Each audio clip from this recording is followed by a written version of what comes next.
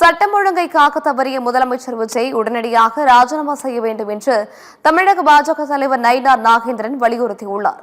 திருவள்ளூர் மாவட்டம் கும்மிடிப்பூண்டியில் பாலியல் வன்கொடுமைக்கு உட்படுத்தப்பட்டு கொலை செய்யப்பட்ட 3 வயது குழந்தையின் பெற்றோரை நயினார் நாகேந்திரன் சந்தித்து ஆறுதல் கூறினார்.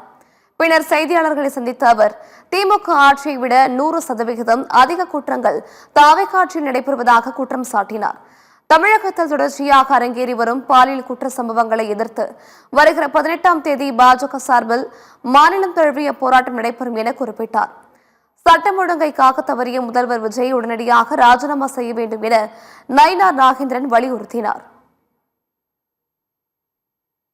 48 மணி நேரத்தில் 20 பாலியல் வன்கொடுமைகள், 15 போக்சோ குற்றங்கள்.